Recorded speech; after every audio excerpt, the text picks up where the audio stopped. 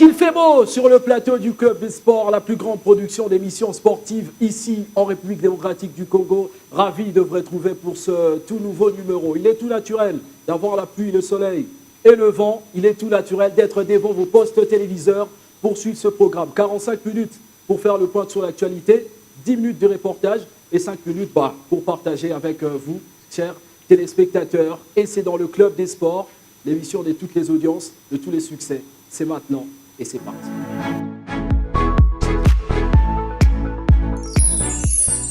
Deux grandes thématiques au sommaire de ce nouveau numéro du Club des Sports. 30e édition de l'Afro-Basket Kigali 2021. La RDC paye les prix de l'improvisation et de la désorganisation bien orchestrée, soldée par une simple figuration dans un mini-championnat survolé par la stratégie des Aigles de Carthage et la Tunisie.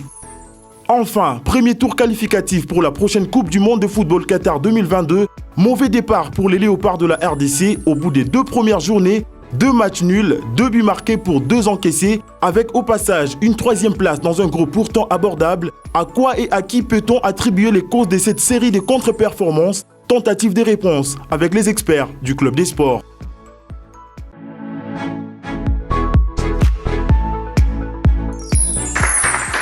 Vous n'avez jamais si mieux fait que de vous joindre à nous pour télévivre la télévision ici en République démocratique du Congo de manière excellente avec ce Club des Sports et avec aussi des personnes douées, très intéressantes, surtout Charles Massoudi qui est avec nous. Salut Charles.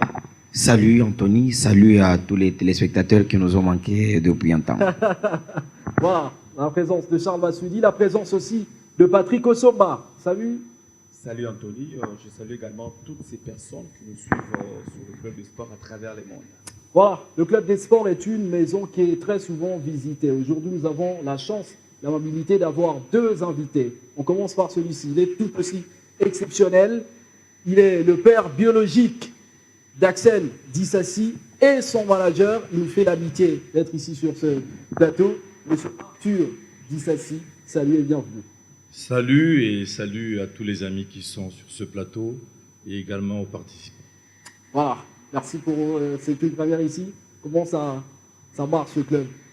Non, ça va, c'est très bien, ça s'annonce bien. Bon, nous espérons que nous allons passer 45 minutes ou 55 minutes de bonheur. Ok, 55 minutes ou un peu plus de bonheur. Lui, il est habitué des plateaux télé ici en République démocratique du Congo.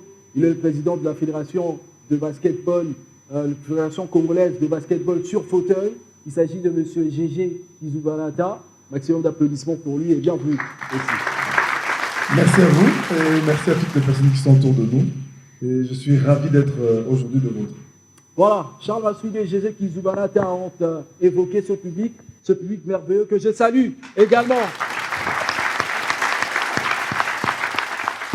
L'actualité est grandement dominée par la 30e édition de l'Afro-Basket qui vient de fermer ses portes et le sacre de la Tunisie vainqueur de la Côte d'Ivoire, une Tunisie très forte et surtout une République démocratique du Congo très faible. On va faire le point maintenant sur une préparation mal faite et des actions sur le terrain mal réalisées et surtout des résultats périlleux pour les Léopards sur ce reportage concocté par Christian Léanga et on revient tout juste après pour débattre avec tous les analystes.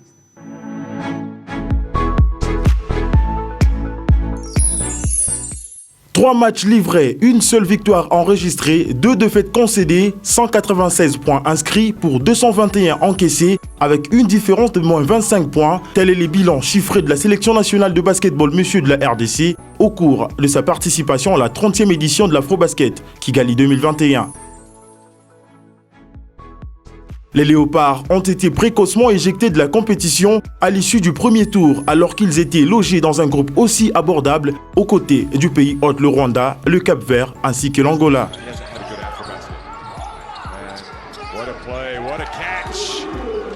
Tout avait très mal débuté pour les fauves congolais après la chute face aux Amavubi du Rwanda. Match soldé sur la note des 68 points contre 82 avec au passage une prestation en dessous de la moyenne.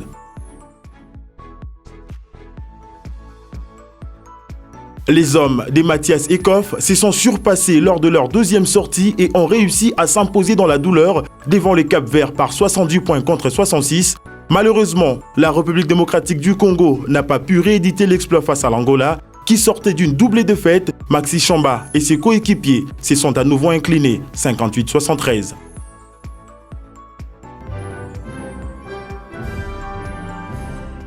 Une énorme déception pour cette sélection qui a pourtant franchi l'étape de quart de finale lors de la précédente édition en 2017. Et en 2019, la RDC avait plutôt remporté la première édition de l'Afro-CAN à Bamako au Mali. Le basketball congolais semblait prendre de l'envol. Malheureusement, la copie produite à Kigali ne reflète aucune bonne politique managériale mise en place par la Fédération du basketball du Congo dans l'optique de s'inscrire dans la régularité et asseoir une équipe capable de défier n'importe quelle nation africaine.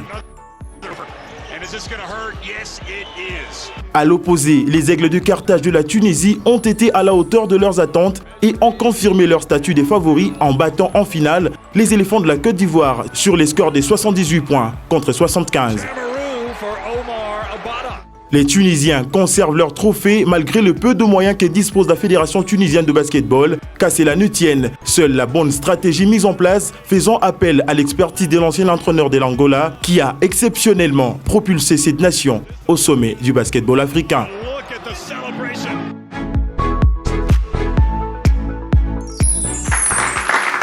La désorganisation bien organisée des Léopards de la RDC qui sont sortis au premier tour de cet Afro-Basket 2021 qui s'est joué dans une très belle arena, Kigali Arena, qui a accueilli cette compétition. Mais on fait d'abord le point sur le vainqueur de la compétition, c'est la Tunisie. Troisième sacre pour les Aigles des Carthage, un sacre acquis évidemment face à la Côte d'Ivoire. Patrick Osoma, comment vous voyez cette équipe tunisienne? Est-ce qu'elle reste maintenant le sodium des équipes africaines maintenant? Oui, justement, c'est la meilleure équipe africaine actuellement. Les gens qui ont suivi donc, cette 30e édition de l'Afro-Basket Rwanda 2021 ne vont pas me dire le contraire. Moi, je me suis régalé personnellement en suivant cette équipe tout au long de cette compétition. Une très belle équipe qui s'inscrit dans la continuité, dans la régularité par rapport à ce qu'ils avaient fait déjà il y a 4 ans en 2017. Je rappelle que c'est la Tunisie qui avait d'ailleurs remporté après avoir aussi barré la route au Léopard Basket messieurs de l'RDC en quart de finale, si je ne m'abuse. Et ils se sont inscrits dans la régularité, dans la continuité. Une très belle équipe avec une finale dominé de la tête aux épaules face à la Côte d'Ivoire. Non, mais le score ne dit pas ça. 78-75 quand même. Oui, bien sûr, le score est un peu trompé, mais par rapport à ce qu'on avait vu sur le terrain, par rapport au spectacle, ce sont les Tunisiens, les Aigles, bien sûr, qui se sont montrés plus dangereux, plus enthousiastes sur le terrain, et c'est amplement mérité ces titres par rapport à la Tunisie, la troisième comme vous l'avez souligné. Et je crois que c'est maintenant la deuxième nation sur la scène continentale. Après l'Angola, il y a les Nigériens, il y a l'Égypte et le Sénégal qui sont à 5 titres. L'Égypte, le Sénégal, l'Angola qui a 11. Et puis il y a la Tunisie qui se pointe actuellement à la 4e position. Une très belle équipe, en tout cas, je me suis régalé, franchement. Voilà, lui c'était un Léopard, mais qui a longtemps joué en Tunisie. Voilà. Le cœur était comment? Pour les Tunisiens ou pour les Léopards dans la compétition? Non, dans la compétition, après l'élimination des Léopards, bien évidemment, dès le début de l'entame, j'étais déjà tunisien, d'une certaine manière. Pourquoi? Parce que j'ai vu comment la Tunisie a préparé ses victoires. Donc, j'ai déposé mes bagages en 2007 en Tunisie, où la Tunisie n'avait pas un niveau. Et en préparant, pendant 10 ans, ils ont pu atteindre ce qu'ils ont fait en 2017. Et ils ont pris deux Afro-Basket de suite. Donc, le tout se prépare. J'étais très fier d'eux, parce que la plupart des joueurs qui sont là, c'est des joueurs avec qui j'ai évolué pendant une dizaine d'années. Donc, j'étais vraiment fier de voir cette victoire de la Tunisie. Parce qu'on a contribué pour que la Tunisie puisse être à ce niveau-là. Un travail de fond qu'a fait la Tunisie.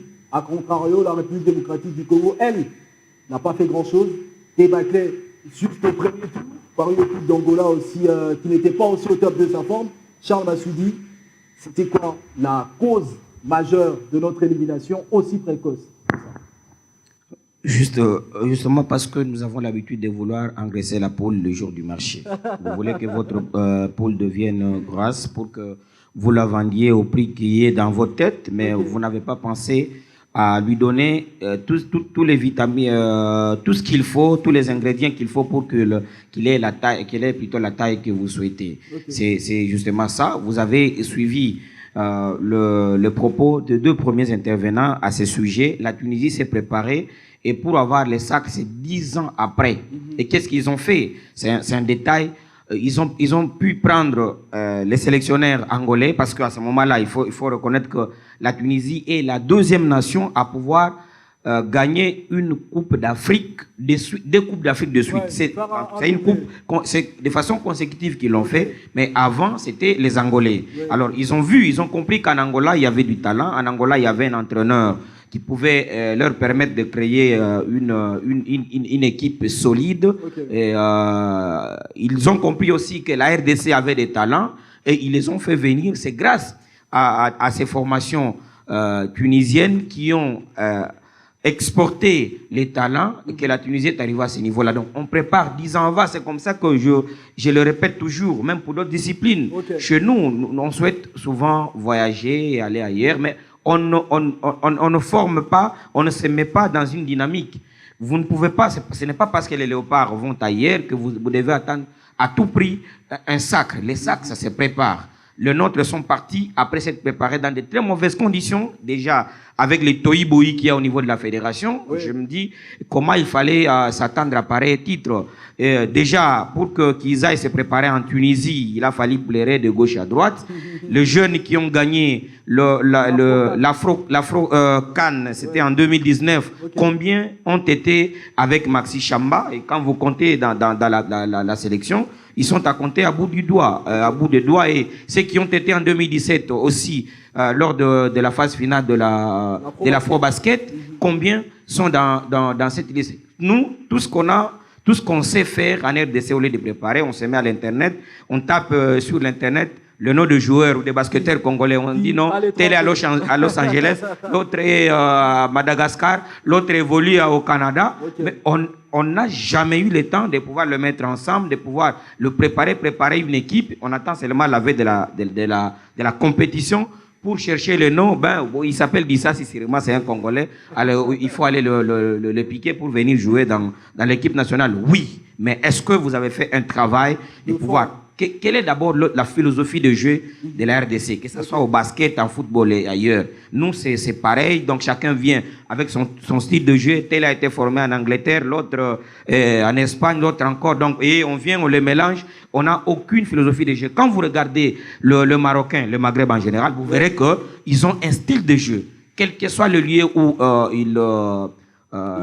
ils jouent, vous les sentez, ils ont un style de jeu parce qu'ils ont une philosophie de jeu chez eux. Que font nos directions techniques nationales? Alors, sortir de ça, si vous êtes plus football, quand même, il y a le basketball, il y a cet afro-basket. Vous avez suivi de près? J'ai suivi quelques extraits, surtout les matchs de Léopard. Mais je pense que je n'ai vraiment pratiquement rien à ajouter par rapport à tout ce que les amis ont dit. Donc le problème du Congo, c'est un problème général. Donc vivement les états généraux du sport ici en RDC pour essayer d'analyser les causes. Pourquoi est-ce que nos clubs ne peuvent plus actuellement avancer? J'ai toujours dit, comme l'a dit notre cher frère, que le Congo, c'est un pays qui est pétri de talent, pétri de compétences dans tous les domaines, mais juste, il y a beaucoup d'éléments qui ont été épinglés ici, politique, en préparation de clubs. Avec ça, aujourd'hui, le football ou le basketball, c'est devenu tellement technique, c'est tellement devenu pointué que quand on n'est pas suffisamment préparé, on ne peut pas avancer. Donc, vivement que ce qui est ces états généraux du sport en général, pour essayer de voir comment on peut décoller. Patrick Osomba, on a vu un Maxi Chamba, grand buteur face au Rwanda. On voit Maxi Chamba cramé face à l'Angola avec seulement 4 points, si je m'abuse. Il y a aussi le manque de certains athlètes, certains joueurs qui ont manqué à cette sélection. À qui la faute, clairement? Si on peut pointer plutôt à qui vraiment la faute? pour cette élimination? Je crois que, Anthony, je crois que c'est à tous les niveaux. Maxi Chamba, d'abord, je dois rappeler aux amis qui nous suivent à la télé, il était le seul meneur de jeu parmi les 12 léopards amenés à Kigali, ce qui est concevable, qu'une grande nation comme la RDC, une grande équipe, comme une équipe ambitieuse, comment une équipe si ambitieuse peut amener un seul meneur de jeu au niveau d'une grande compétition de la Coupe d'Afrique des Nations, parce qu'on parle de l'Afro-Basket qui est dans la CAN, comme on parle lorsqu'on parle football. Similaire à la CAN. Oui, vous amenez 12 joueurs avec un seul meneur de jeu. Donc, c'est qu'il était épuisé juste après notre premier match face au Rwanda, justement. Un match pour le reste est perdu, malheureusement pour les Léopards. Donc, je me dis, la faute, c'est à tout le niveau. Premièrement, tout à l'heure, Charles également a évoqué la politique ou encore la philosophie des jeux de nos différentes équipes.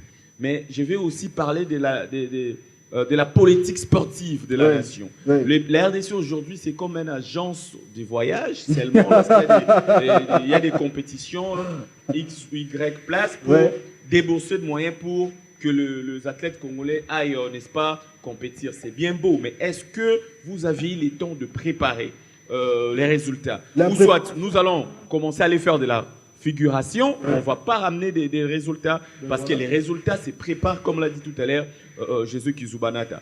Hormis la politique sportive nationale qui n'existe pratiquement pas, au niveau de cette fédération, il y a un désordre bien organisé. Déjà, le président Mouawata dit... qui, je ne sais pas s'il est toujours là ou pas, qui ne se prononce même pas. Et puis au niveau de vice-président, il y a une cacophonie, il y a un broglio total.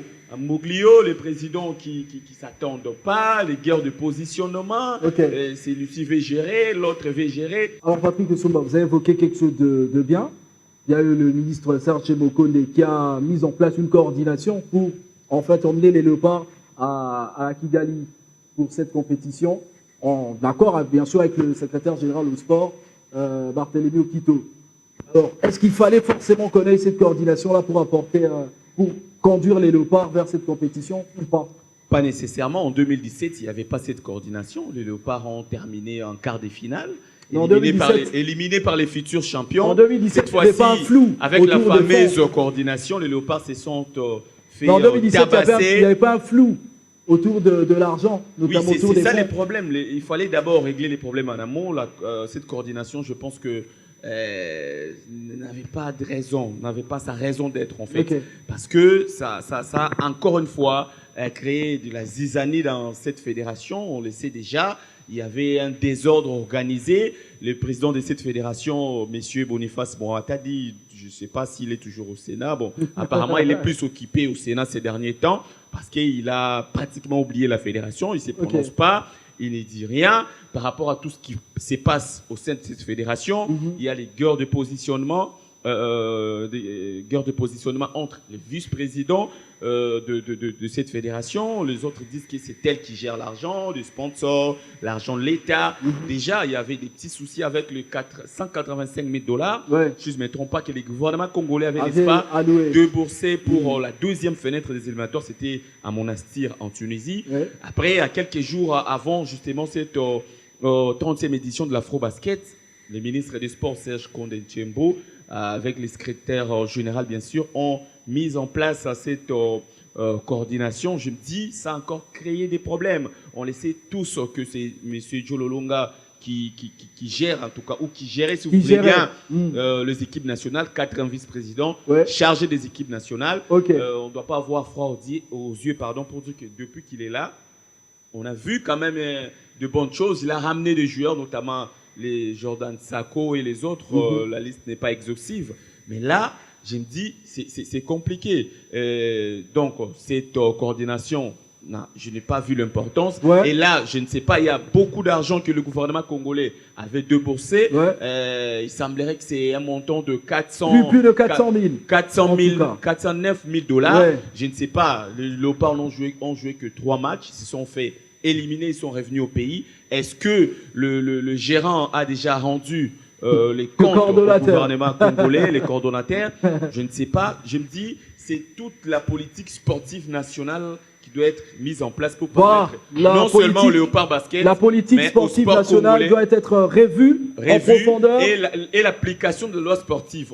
On ne les dira jamais assez. La loi sportive promulguée le 24 novembre 2011 par l'ancien président de la République, Joseph Kabila Kabange, n'a toujours pas été mise en application jusqu'à aujourd'hui. Tant qu'une grande nation comme la RDC n'arrive pas à mettre en place comment l'application la loi sportive et avoir une politique sportive, je crois qu'on va continuer à prendre des valises, même auprès des petites nations au niveau de la scène continentale. Est-ce qu'il y avait de l'opportunité de pouvoir créer cette coordination? J'ai dit oui. Est-ce que le moment, c'était celui-là le moment? Là, j'ai dit non. Puisque la mise en place de cette coordination a amplifié encore la frustration qu'il y a eu au sein de la fédération. Et il y a deux gens qui sont partis à Kigali et d'autres qui sont restés ici. Comprenez que ça a créé déjà des fissures au sein de la fédération, alors que la préparation elle-même, elle laissait déjà à désirer. Il y a des joueurs qui avaient des engagements avec la personne qui les a amenés en Tunisie pour la préparation. Vous comprendrez bien que ce ne sont pas tous les joueurs qui ont été à la préparation en fait en Tunisie qui ont compétit ou qui sont allés à Kigali. Il y a eu des choses qui n'ont pas marché à l'interne. Maintenant, est-ce que c'est la coordination qui a géré le fond? Non. Il y a une bêtise qui s'est passée. Si vous comprenez, si vous voyez le secrétaire général au sport en train de demander à la fédération de rendre compte de fonds qu'ils ont reçus de l'État congolais, tout simplement parce que quand le ministre décide de créer la coordination, le secrétaire général au sport n'a pas pris soin de pouvoir notifier la fédération, leur disant que désormais, vous n'engagez plus les équipes nationales, c'est la coordination qui doit engager. Du coup, au soir du jour où on a nommé la coordination, et comme déjà le dossier de basket était dans les circuits financiers, l'argent est tombé dans le compte de la FEBACO, de la Fédération de basket. Et quand ils ont vu, ce sont des acteurs, ils ont vu que l'argent est entré, mais qu'est-ce qu'ils doivent faire? Ils savent que déjà, nous sommes out. La meilleure façon de faire, quelle stratégie trouver? Bon, ils disent non, on n'est pas notifié, et ils ont viré l'argent, ils ont géré. La coordination nouvellement nommée est partie au Rwanda, mais sans rien gérer. Mais dans l'entretemps, ceux qui sont partis savent déjà que nous n'avons plus l'impérium du pouvoir, mais nous avons l'argent. Ils ont joui de leur argent. Et l'équipe nous a fourni les résultats que vous avez vécus. Et c'est là que je me dis, le président de la FEBACO doit tirer les conséquences. Ce fut un bon dirigeant. Quand vous allez à Lubumbashi, vous avez des bons témoignages, même en arrivant à Kinshasa, même en prenant les rênes de la Fédération congolaise de basketball. Ça a été un grand dirigeant. Mais là, je sens qu'il n'a plus la force, il n'a plus les épaules pour conduire cette fédération. Il est presque temps, pour son honneur, de sortir. Il est presque, il n'est pas encore temps. Non, mais j'ai dit qu'il est temps. Oui, il doit laisser la place aux jeunes gens de travailler. Parce que les élections ne sont pas encore arrivées. Je pense qu'ils vont, comme le ministre avait dit, parce que là, on est en train de demander à cette fédération de rendre compte. J'espère bien qu'ils vont le faire. Et pour préciser peut-être ce que Patrick est en train de dire, selon les sources concordantes, même si au niveau de la fédération, de la coordination, c'est M. Barthe Kalembo qui a été nommé, mais selon l'évolution du dossier, le nom de M. Joe Lolonga n'était pas oublié. Donc, comme pour le travail qu'il avait fait, n'a pas oublié, mais il s'est fait quand même que quelque chose en tout cas qui n'a pas marché pour que ce ne soit pas lui qui puisse être plutôt être à la tête de cette coordination. Mais là, je sens que ce n'est pas... Oui, Mawata, il prend la charge parce que c'est lui le président de la fédération, mais il y a beaucoup de gens qui ne servent plus à rien dans cette équipe de la fédération. Charles, Mawata doit partir. 30 secondes, 25 secondes toujours à cette équipe de Léopard Basket. Vous allez vous rendre compte, je me pose la question, comment expliquer qu'il y a des jeunes gens qui ont quitté les pays dans des conditions que nous connaissons tous pour aller à Monastir en stage, préparer cette compétition. Boum, le jour du voyage pour Kigali, on prend 2 autres joueurs qui n'ont pas participé au stage. Qui sont venus carrément directement. Ils ont écarté les joueurs qui ont participé au stage. Kigali. Est-ce que déjà au sein de l'équipe, qu'est-ce que ça peut créer sur le plan psychologique par rapport aux amis? J'étais avec toi, Anthony. On s'est bien préparé pour aller défendre les pays. Du coup, on m'écarte pour amener un gars, je ne sais pas moi, parce qu'il joue où c'est, je ne sais pas. Vous voyez un peu, tout était en fait critiqué. Donc, beaucoup de frustration autour de cette sélection et le résultat n'est pas bon. Les 30 secondes sont passées. Les 30 secondes demandées sont passées par Patrick Sumba. Si vous regardez la sélection qui a représenté les pays à Kigali, vous allez vous rendre compte que par rapport à à l'équipe de 2017, il n'y avait que 4 joueurs de 2017 qui sont là. C'est une équipe remaniée, recommencée. Contrairement à la Tunisie, contrairement au Sénégal et les autres nations qui sont régularité. Alors, lors du dernier match... L'équipe de 2017, on n'en parle assez, mais on oublie quand même qu'ils ont fait une vidéo là, parce qu'ils n'avaient pas reçu leur prime. Ils sont revenus ici à Matongé en train de pleurnicher pour leurs $600 qui ne leur avaient pas été remis. Alors, moi, je voulais revenir sur quelque chose. Le ministre des Sports, présent à Kigali lors du dernier match, a évoqué qu'il fallait faire une autopsie autour de cette sélection, même autour de cette FEMACO. Alors, dans la profondeur. Et bien entendu, après une compétition, il y a toujours, on débriefe une compétition. Donc c'est tout à fait normal qu'après une compétition, on fait l'autopsie, on regarde qu'est-ce qui n'a pas marché, pour essayer d'avancer. Cher René, moi je pense que l'autopsie du ministre, ce n'est pas de la compétition. Non, c'est autour de la FEMACO. De la politique. Parce que le ministre actuel, il était déjà dans le sport, au niveau du Haut-Katanga. Donc ça veut dire que c'est une personne qui connaît les dossiers, qui sait comment les sports fonctionnent. Moi, j'ai défendu les couleurs de Mazembe à plusieurs reprises lors des compétitions, malgré ma retraite. Mais j'arrive à défendre la nation à travers un club pour les compétitions à l'étranger. Et le ministre, il est au courant de tout ça. Il sait comment ça se passe. Donc, il est plus facile pour le ministre maintenant de stopper à un moment donné, de prendre des décisions pour qu'on puisse redynamiser les choses et faire... Et prendre des décisions, ce serait le départ de Mohamed. Non, moi je rentre pas dans cette politique tout simplement parce que je me mets dans la position, je me mets pas dans la position du journaliste et les avis qu'ils ont donnés parce qu'ils font des investigations. Et il y a des informations que j'apprends maintenant là, sur le plateau, que je ne connaissais pas. Mais avec beaucoup de recul, si on doit nous, une fois, lors d'une réunion avec à la présidence, j'ai eu à dire s'il y avait des commissions spécialisées au sein du sport congolais, on pouvait changer beaucoup de choses. En ramenant l'expertise que certaines personnes parmi nous ont en venant de l'étranger. C'est-à-dire que ce que moi j'ai pu voir, j'ai vu les sacres de l'Angola, j'étais en Angola. J'ai vu les sacres de la Tunisie, on a préparé tout ça. Donc ça veut dire que si on ramène ça dans notre domaine, qui est le basketball, on peut voir comment on peut développer. Ça veut dire que c'est comme ça que moi j'ai fait une proposition comme ça, mais bon, je ne sais pas si ça a été reçu, mais bon, jusqu'aujourd'hui on voit les conséquences de ne pas peut-être avoir écouté les personnes qui ont ramené du leur.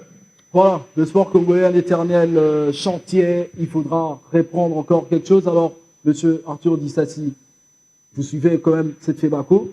Est-ce qu'il doit y avoir des changements, comme on dit Charles Massoudi ou un peu Patrick Sumba, il doit y avoir des changements autour Bien entendu, je pense aussi que le problème du Congo, c'est celui-là également, c'est que il y a des gens qui sont en panne d'idées, des gens qui s'éternisent sur le poste, qui n'avancent pas, qui n'innovent pas. Il faut toujours renouveler, il faut toujours injecter du sang nouveau, comme il a si bien dit mon jeune frère, qui connaît bien le basket, qui est au cœur du basket, qui a joué, qui est acteur, qui est joueur. Je pense que l'expertise également de monsieur comme lui, c'est important. Donc je pense qu'il faut un moment dire stop et avancer avec de nouvelles idées. On aura énormément de choses à dire autour du basketball parce que ça restera encore d'actualité lors des prochains jours après que cette coordination puisse rendre. Elle est allée faire au niveau de Kigali. Ouais, tout le monde rendra compte évidemment. Alors on va marquer une pause. On va revenir en deuxième partie pour parler football avec les éliminatoires à la Coupe du Monde Qatar 2022. Il y aura énormément de choses écrites à dire autour de celle-ci.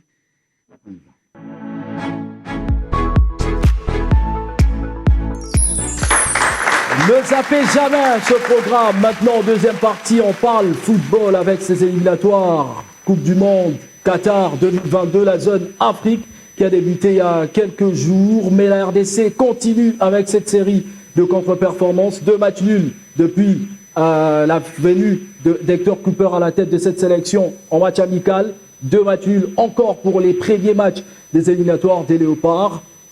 Christian Nehanga nous fait encore le point sur ceci et on revient tout juste après pour pouvoir débattre.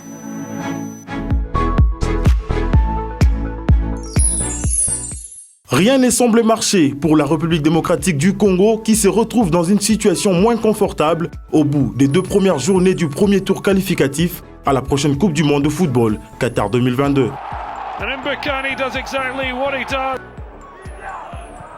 Long range shot and it's an absolute stutter. Les Léopards de la RDC ont enchaîné avec 2 nuls consécutifs, respectivement devant le Taifa Stars de la Tanzanie à domicile à Lubumbashi et en déplacement à Cotonou face aux écureuils du Bénin.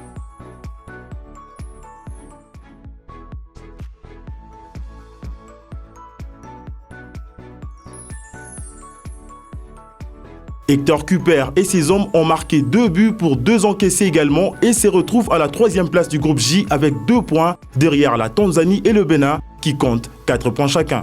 Un positionnement moins confortable pour la RDC avant la double confrontation face au Madagascar prévue pour le mois d'octobre prochain. Les Congolais seront dans l'impératif de mieux négocier ces 2 matchs afin de ne pas vilipender leur chance de terminer premier de ces groupes J afin d'atteindre la 2e et dernière étape de cette phase qualificative.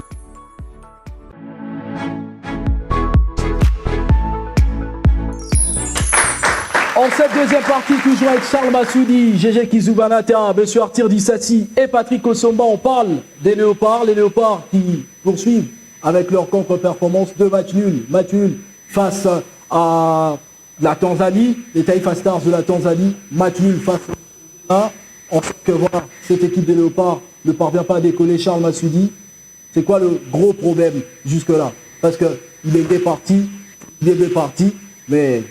ça change rien. Le changement, c'est pas l'avoir en une seconde. Je sais que le staff technique venait d'arriver à la tête de cette équipe. Il faudra du temps. C'est comme ça que je répète toujours, si j'étais conseiller de M. Hector Cooper, je ne lui demanderais pas de signer un contrat d'objectif avec le temps qui séparait les débuts des éliminatoires et sa signature de contrat. C'était en tout cas juste. Bon, il avait peut-être les éléments qui lui ont permis d'accepter ce contrat dans ces termes-là. Il venait du chômage. En ce moment-là, il est obligé de pouvoir trouver la recette dont on a besoin. C'est justement la qualification. C'est ce que attend l'État congolais à travers ces contrats. Mais quand je regarde M. Hector Cooper ou son staff, je regarde la manière dont les 2 matchs se sont joués, la manière dont nous avons marqué le but, la manière dont nous avons encaissé le but. J'ai l'impression que c'est le même match que nous avons suivi en 2 temps. Déjà, les 11 de départ sont les mêmes. Nous sommes les premiers à marquer. Et puis on prend un but. Voilà. Même pas à la fin de la première période. À Lubumbashi, comme au Bénin, de la même manière. Alors, je me pose des questions si le staff technique n'a pas compris qu'il y avait quelque chose qui n'allait pas au niveau de la défense, de l'axe central de notre équipe, s'ils n'ont pas compris qu'il y avait des choses à améliorer au niveau du milieu de terrain, parce qu'il faut qu'on se le dise, c'est dans le cœur de l'attaque que ça a fonctionné. On peut tout dire. Le duo Mbokani Bakambu, ça nous a fait quand même du bien, avec un Bakambu un tout petit peu altruiste, pas un tout petit peu, mais un très altruiste d'ailleurs. Vraiment altruiste, et un Mbokani aussi qui a signé de plus belle de manière son grand retour en sélection nationale, en étant à chaque fois réaliste. Avec les 2 occasions, que ce soit au match à Lubumbashi ou à l'extérieur. Donc, je dis que les staff techniques que dirige Hector Cooper auraient pu constater que nous avons un problème. Je me dis aujourd'hui, parmi les Congolais qui viennent en équipe nationale, qui font la fierté également de notre pays, en évoluant dans leurs clubs respectifs, nous avons quand même Chancel Bemba. Je me dis pourquoi Chancel Bemba, qui est en train de faire la fierté de la RDC avec Porto, pourquoi on ne l'alignerait pas dans l'axe de la défense? L'axe serait un problème. Marcel Tisserand, Louis Ndama. Je considère que Louis Ndama et Marcel Tisserand les deux ont le même profil. Et qu'en ce moment-là, il faudrait trouver quand même un joueur qui a un sang un peu froid, qui peut pouvoir temporiser. Quand vous regardez la plupart des défenses, et même aujourd'hui, les Darren Clémentema Pembe, pour parler de ces clubs, si il a de... Il n'y a plus d'embargo, on peut le dire clairement. Bien sûr. L'embargo est déjà levé depuis le 3 septembre dernier. Donc, je disais, si vous avez des défenseurs emblématiques, ou l'axe qui a fait beaucoup de bonheur, au moins moi j'en parle, moi je ne connais pas les Daring d'il y a 30 ans, les Daring que moi je connais, et vous avez Gladys Bokeh, c'est Joël Kimwaki. Si, je me dis, si Joël Kimwaki jouait avec Guerrier, ça ne serait pas le grand défenseur que nous connaissons. Nous l'avons connu comme un grand défenseur parce que on avait fait quand même ce mélange Joël, Gladys. Un Gladys calme, et un Joël virevoltant, puissant. Vous comprenez? Mais quand vous regardez l'axe Louis Ndama Tisserand, c'est le même profil et ça nous a créé, à mon avis, ces problèmes que nous avons connus. Moi, je pensais que Hector Cooper pouvait quand même effectuer quelques changements. Pourquoi ne pas mettre Chancel jouer avec Louis Ndama, plutôt avec Marcel Tisserand, parce qu'on l'a vu même à l'époque de Florent Ibenge, il s'est posé les mêmes problèmes entre les deux joueurs. Ok, la RDC fait une série de matchs nuls, sauf que ses adversaires, eux, s'imposent. Les Taifa Stars se sont imposés sur les Barréas de Madagascar, 3-2, avec le retour de leur star Samata. Quand on voit cette poule, est-ce que la RDC peut se qualifier, peut sortir d'abord de cette poule avant de jouer les barrages, à votre avis? Je pense qu'ils peuvent vraiment se qualifier. Je rappelle également que contre la Tanzanie, le but n'est pas venu de l'axe, mais il y avait une perte de balle de Moutoussamy au milieu de terrain, et puis il y avait une frappe. Superbe frappe qui a fait mouche. Bon, mais n'empêche que si vous pensiez que vous trouvez que ce axe-là est ce qu'il est, mais non. Sauf que sur le deuxième match, c'est vraiment l'axe qui était... Oui, tout à fait. Mais ils ont carrément lâché le gardien. Pour revenir à votre question, moi je suis optimiste. J'ai vu une équipe de Léopard pour le premier match. Optimiste parce qu'on est supporter ou parce qu'on a analyste? Non, sincèrement un peu timide. Et puis le second match, j'ai vu quand même pas mal de bonnes choses. Et quand vous dites qu'il y avait 2 contre-performances, connaissant un peu le football, je pense qu'il y avait juste le premier match qui est un contre-performance. Mais le second match, aller quand même arracher un point au Bénin, c'est un point qui va compter. Donc, ça va compter, mais sur la balance, RDC Bénin, RDC supérieur, non? C'est vraiment un groupe, je dirais, très homogène, un groupe très difficile. Je pense que jusqu'au dernier match, on verra qui va sortir de ce groupe. Mais moi, je suis optimiste et je reste optimiste. Et je pense aussi, connaissant un peu le foot, il faut laisser aussi un peu le temps à notre entraîneur, on n'a pas de temps. Il faut le laisser un peu le temps. Je pense que match par match, ils peuvent monter en puissance. On espère. Déjà, il y aura ce match face à Madagascar qui sera crucial. Double confrontation d'ailleurs. Patrick Osomba. Il faudra changer de classement, le 4-4-2 ou c'est pour moi le 4-5-2. Je crois que le problème n'est pas seulement au niveau de l'axe, comme l'a dit Charles Massoudi. Contrairement à Charles, moi je me dis... Je n'ai pas dit seulement, j'ai dit ce qui a fonctionné mieux pour moi, c'est la paire Mbokani. Bakambu. Ça a fonctionné parce que l'animation sur les deux matchs, il y a eu 2 buts. Mais par contre, je pense que Tisserand et Louis Ndama sont compatibles. Mais les problèmes de la RDC, ce n'est pas seulement au niveau du milieu de terrain, c'est toute l'équipe en fait. Lorsque vous optez pour le 4-4-2 à losange, il faut avoir les joueurs pour. Malheureusement, les 2 joueurs qui ont joué au milieu de terrain, par exemple, Chancel Mbemba, c'est pas son poste de prédilection. Charles l'a rappelé tout à l'heure, c'est un défenseur central. Moutoussamy qui est plutôt un milieu de terrain, un milieu relayeur un peu gentil. C'est pas quelqu'un qui vient box-to-box. C'est pas un joueur qui peut faire des allers-retours au milieu de terrain. C'est pas un joueur qui peut vous amener de l'agressivité. Par contre, lorsqu'on vous jouez en 4-4-2 à losange, sachez que vos 2 milieux de terrain auront fort à faire aux 3 milieux de terrain de l'équipe adverse. C'est pourquoi vous allez voir que contre la Tanzanie à Lubumbashi, par exemple, les Léopards ont été, je dirais même, étoffés dans l'œuf au milieu de terrain parce que les 3 milieux tanzaniens travaillaient dur. Mais je croyais que Hector Cooper allait tirer de leçons parce qu'il avait d'ailleurs sorti Bolasie à la pause. Je n'ai pas compris. Lors du deuxième match, il a encore titularisé Bolasie. Je ne sais pas qu'est-ce qui s'est passé entre ceux qui n'avaient pas donné Lubumbashi et pour le deuxième match. Il veut le mettre en confiance. Il n'y a pas un déficit aussi de... Non, je me dis, les problèmes des Léopards, c'est que Hector Cooper, qui pour moi est coupable par rapport à ces 2 contre-performances, les mots sont durs. Et n'avait pas aligné l'équipe équilibrée. On avait une équipe déséquilibrée. 2 avant-centres, Mbokani et Dieu merci, et Cédric Bakambu, avec Bolasie qui n'est pas un joueur, qui n'est pas du tout fait pour jouer en 4-4 losange. 4-4 losange, il faut jouer avec 2 milieux excentrés qui vont défendre en 4, avec 2 lunes des 4 et 2 attaquants devant. Si vous regardez, même lorsque le Léopard perdait le ballon, il défendait comme il pouvait, en 2 ordres.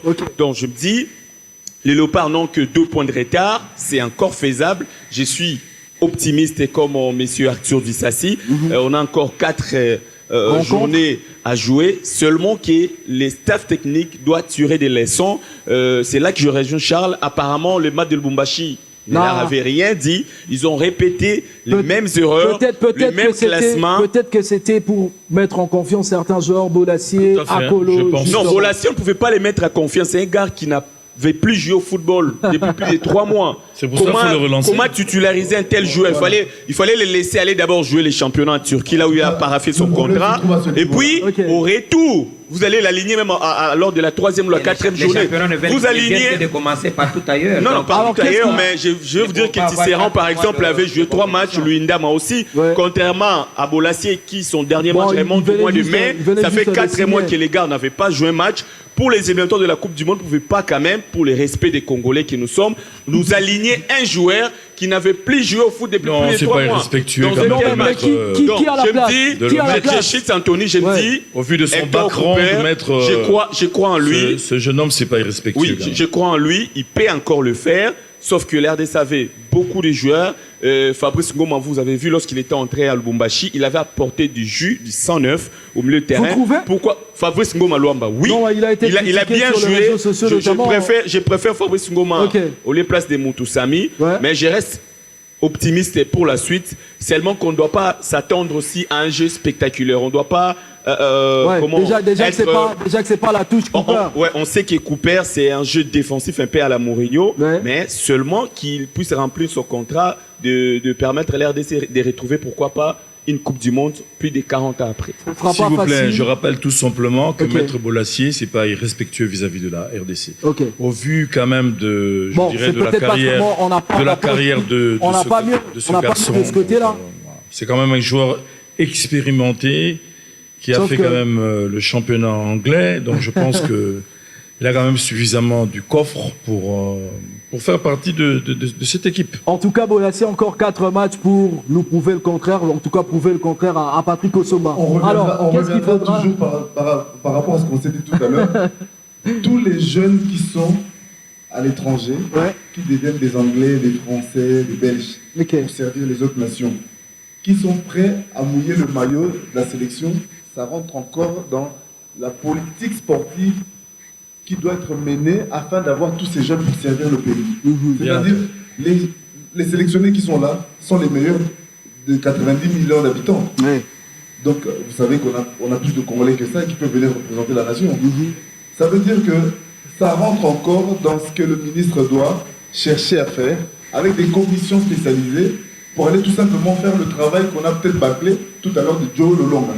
Pour voir que les joueurs ne sont pas partis à Kigali, ils sont rentrés de la Tunisie pour leur pays.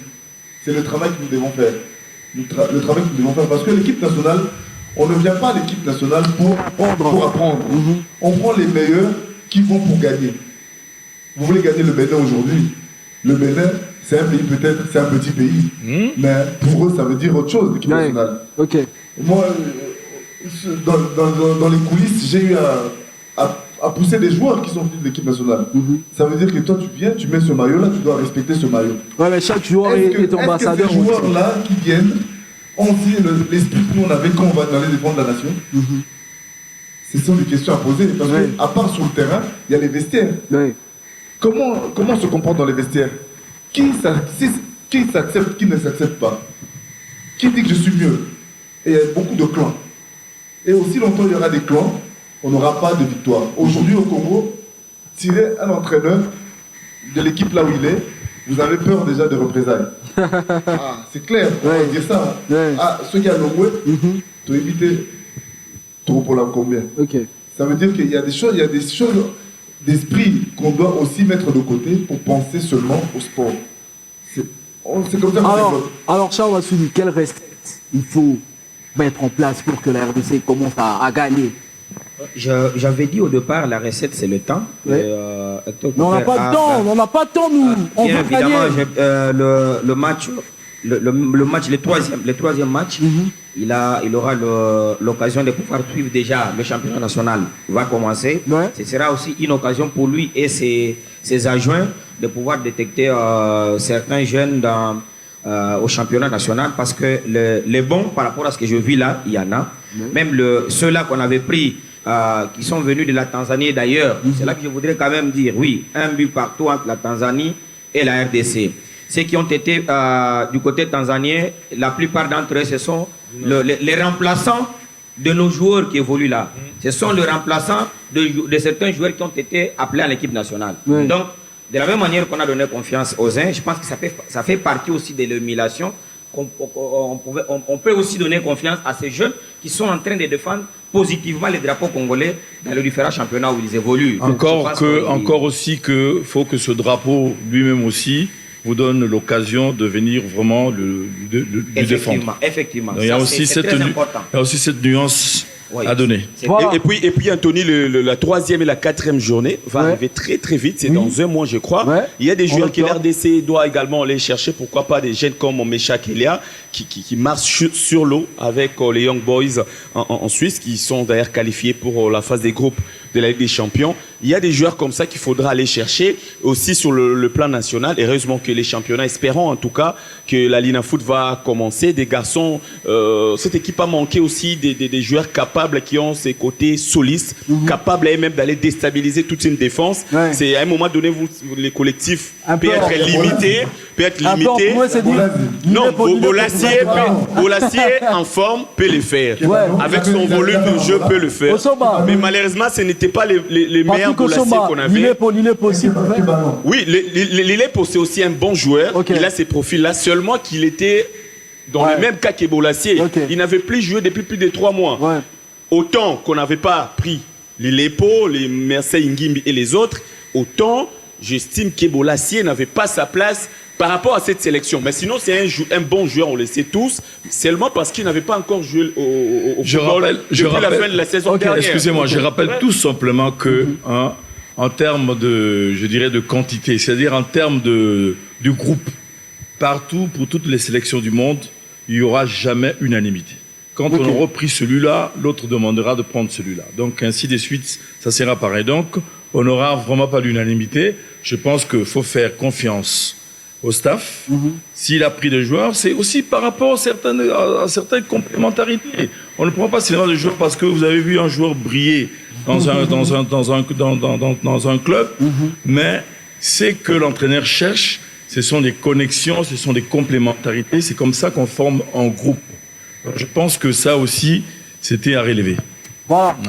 Éventuellement, de cette équipe de la RDC, monsieur Arthur a dit que voilà, il le voyait se qualifier. Vous aussi, vous avez cette idée? Je suis confiant, on est dans les calculs. Moi, je te dis, en fait, quand on a eu ce groupe, je suis content. Tout à fait. C'est un groupe abordable. Et quand j'ai vu le match... Non, mais il faut terminer premier. Sauf que là, il faut terminer premier. Oui, il faut terminer premier. Et on a malheureusement pas souvent l'habitude. Pourquoi? Parce qu'on a vécu avec les Malgaches. J'étais un peu déçu et j'avais de crainte des Malgaches.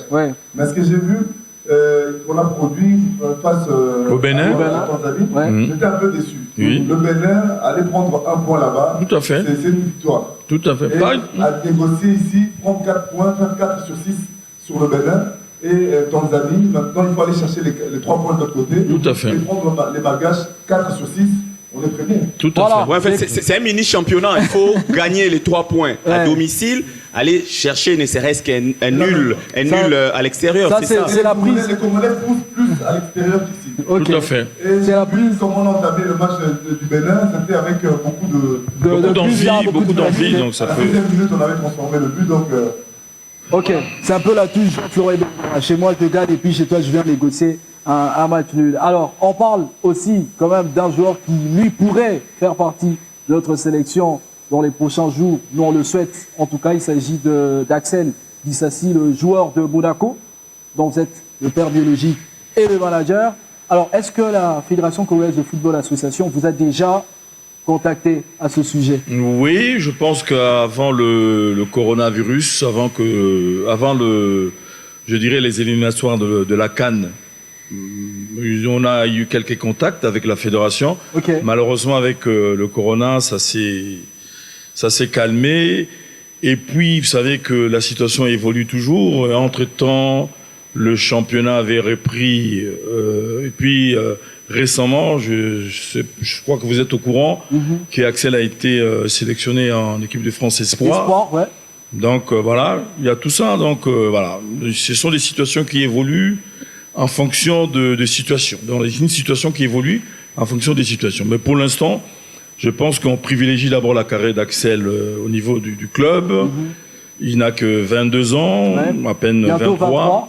Tout à fait. Donc, nous comptions vraiment qu'il vienne avec plein d'expérience, avec plein d'envie, avec plein de motivation, vraiment pour venir mouiller le maillot du pays d'origine de son père, de lui-même d'ailleurs. Ouais. Donc ce n'est pas exclu qu'un jour nous puissions voir Axel Disasi.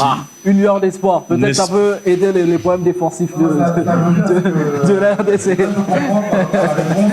Quand je dis est-ce qu'ils sont prêts à mouiller le maillot pour le drapeau, j'ai eu la réponse tout à l'heure en disant que est-ce que le drapeau tout à fait de l'autre côté peut faire en sorte que la personne tout à fait, mais c'est la loi de l'offre et de la demande. Il faut que le pays soit attractif. Il faut que le pays soit attractif. Il faut dire clair, hein. Bien entendu, il faut que les... pour que l'enfant vienne défendre le pays. Okay. Voilà. Il faut pas, en fait, faut pas marcher. Quel est l'intérêt aujourd'hui qui perd? On a vu le cas qui perd. Il est venu, il a défendu la nation. Et après, à un moment donné, qu'est-ce qui s'est passé? Il a été appelé, il a eu un contrat. Il a été champion du monde. Est-ce que cette opportunité pour un joueur, si vous savez le titre pour un joueur, ça veut beaucoup dire. On a des carrières parfois de 15 ans. Oui, tout à fait, c'est comme ça. Que tu as eu en 15 ans. Bien sûr. Il faut que le pays... Vous pouvez dire de ce que vous voulez de Makelele. Mais Makelele, c'est un grand joueur. Vous comprenez, ça veut dire qu'aujourd'hui, Chabani Nonda, est-ce qu'on peut lui dire qu'il a le même titre des grands joueurs que Makelele? Même pas. Pourquoi? Parce que peut-être qu'il a opté pour la nationalité congolaise. Ok. En fait, tout ça rentre dans les... Tout à fait, il y a une grande réflexion à faire. Tout à fait. Le pays soit attractif, il faut que le pays soit compétitif, que le joueur y vienne, il dise que voilà, je suis à l'aise, je peux gagner une compétition aussi. Aujourd'hui, je dis, j'aurais jamais défendu l'éducation de la RDC si ce n'était pas le grand club comme Monikele. Parce qu'à l'époque, je me suis retrouvé en Angola. L'Angola voulait à ce que je puisse devenir angolais pour aller aux États-Unis pour revenir défendre la nation angolaise. On voit Capella est un Congolais. On voit l'équipe nationale du Mali, il y a des Congolais. Tout à fait. Les Congolais, ça veut dire les intérêts. Aujourd'hui, la carrière ne dure pas. Quels sont les intérêts? Quel est mon intérêt de défendre la nation congolaise? Faire beau pour avoir les applaudissements du public. Non. Le professionnalisme, ça se travaille. Moi, donc, quand on a un petit peu projet, oui, il m'est arrivé de jouer. Voilà, je prends l'exemple, je joue pour Vita aujourd'hui. Le mercredi, je joue contre DCMP. Ok. Le samedi, l'objectif de Vita Club était d'aller en demi-finale. Mon contrat prend fin le jeudi. Le samedi, je suis chez le DCMP, je joue contre Vita, une autre compétition. Voilà, c'est comme ça, c'est les ambitions. Quand on a un bon projet, on appelle forcément des bons joueurs et puis ils peuvent aussi essayer de jauger le niveau de jauger. Et voir. Alors, vous avez parlé des ambitions personnelles d'abord du joueur avec Monaco.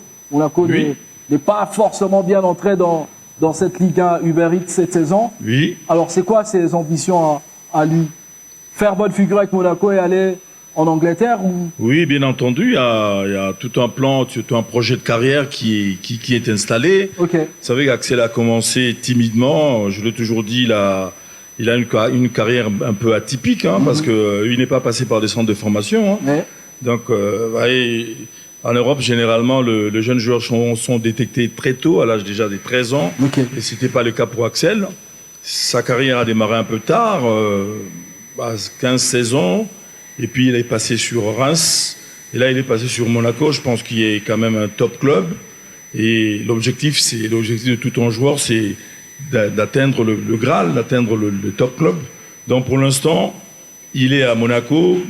Voilà, on essaie de voir un peu comment les choses vont évoluer. Et puis, voilà. Mais en tout cas, l'ambition, c'est d'atteindre un top club européen en Angleterre ou en Espagne. En tout cas, Anthony, on vous le souhaite. Ouais, j'ai une question en attendant que Axel puisse peut-être endosser le maillot de Léopard de la RDC. Est-ce que sur le plan national, sur le plan national, il y a déjà des projets, d'autres joueurs ont des fondations, par exemple, ici au pays, pour aider d'autres jeunes gens avec la formation, par exemple, pour permettre aux jeunes Congolais d'avoir également l'opportunité de devenir, pourquoi pas, un jour de grands joueurs? Bien entendu, pas plus que le samedi dernier, nous lancions officiellement la Fondation d'Issassi, qui a entre autres comme objectif d'encadrer les jeunes, d'insérer les jeunes dans la société au travers également du sport. Donc là, les choses sont en train d'être mises en place et les moments venus, nous avons tout un projet bien défini, nous allons le déballer. Donc je pense qu'on est dans la droite d'une de ce que vous avez dit. En tout cas, nous on vous souhaite bonne chance. Merci. À tous les niveaux, en tant que manager, en tant que père du joueur. Bien et sûr. bonne chance aussi aux joueurs et bonne chance aussi pour votre fondation, évidemment. Alors, on est arrivé quasiment au terme de cette émission. Monsieur Gégé Kizoubanata, on parle quand même de la FECOBAF avec les Léopards, messieurs et dames, qui doivent prendre part aux échéances continentales. Qu'en est-il de tout ça maintenant ?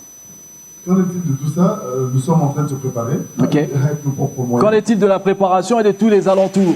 Tous les alentours, ça ne va pas, très clairement. Ça ne va pas parce que nous sommes... Clairement comme ça ne va pas. Oui, ça ne va pas. Si ça allait, on n'allait pas se plaindre. Ça veut dire aujourd'hui, après 3 ans d'existence, nous ne sommes pas encore agréés. Nous sommes dans des attentes. Et les attentes, nous ne savons pas c'est à quel niveau. Et on pose des questions, maintenant on veut des réponses.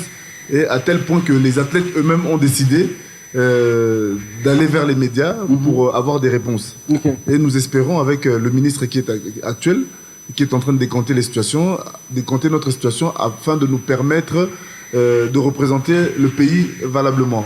On vient de voir, les Jeux viennent de s'achever. J'ai vu les médailles, aucune médaille dans le Paralympique pour la RDC.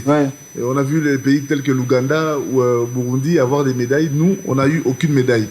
C'est un problème qui se pose. Aujourd'hui, avec la création du nouveau ministère, je parlerai que de ça pour le moment, parce que comme j'ai parlé de la politique dans la profondeur, je parle de nos ministères pour nous permettre de pouvoir représenter le pays.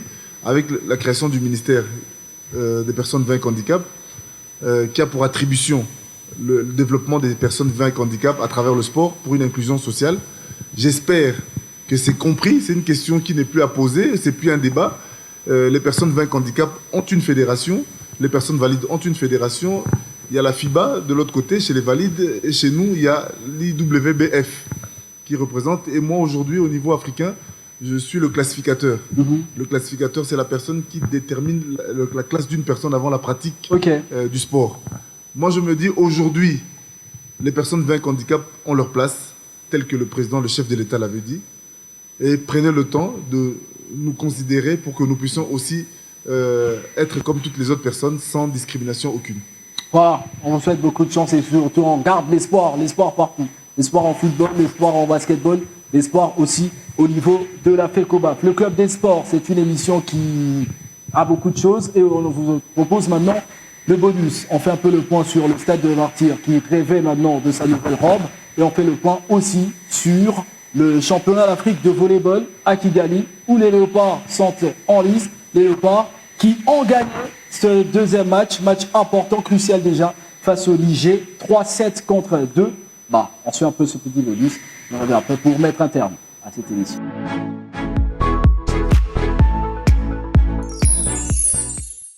Dans le reste de l'actualité, parlons infrastructure sportive, étant l'un des plus grands stades de la République démocratique du Congo dont les travaux de construction n'ont jamais été achevés, le stade martyr de la Pentecôte affiche petit à petit un nouveau visage suite aux travaux de sa réhabilitation lancés depuis quelques semaines. Des nouveaux sièges dans les gradins, en passant par l'aire de jeu avec la pose d'une pelouse de dernière génération, les vestiaires ainsi que d'autres locaux, tout a été rénové et ne reste que des petits détails avant la réouverture de cette arène pour le bonheur de ses utilisateurs. En volleyball, championnat d'Afrique des Nations de la spécialité dans les 2 versions qui se déroule à Kigali, la capitale rwandaise, la RDC retrouve la Tunisie en quart de finale après une brillante prestation. En phase des groupes, les Congolais se sont débarrassés tour à tour du Niger et du Mali malgré leur entrée manquée face au Cameroun.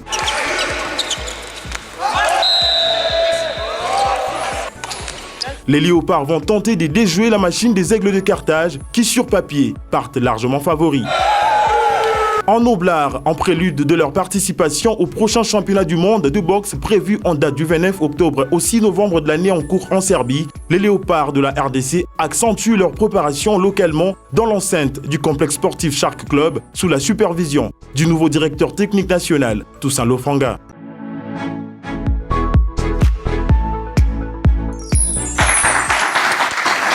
On arrivait au terme de cette émission. J'ai été très heureux de vous avoir ici sur ce plateau. Charles Massoudi, l'expérimenté qui avait été avec nous. Gégé Kizoubanata, président de la FECOBAF, la Fédération Congolaise de Basketball sur fauteuil, qui nous a fait l'amitié. Merci. De sa grande taille d'être ici sur ce plateau.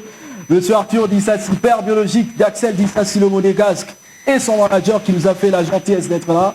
Merci à vous. Merci aussi à Patrick Osoma, qui a été très virevoltant. Et merci à ce public qui nous accompagnait.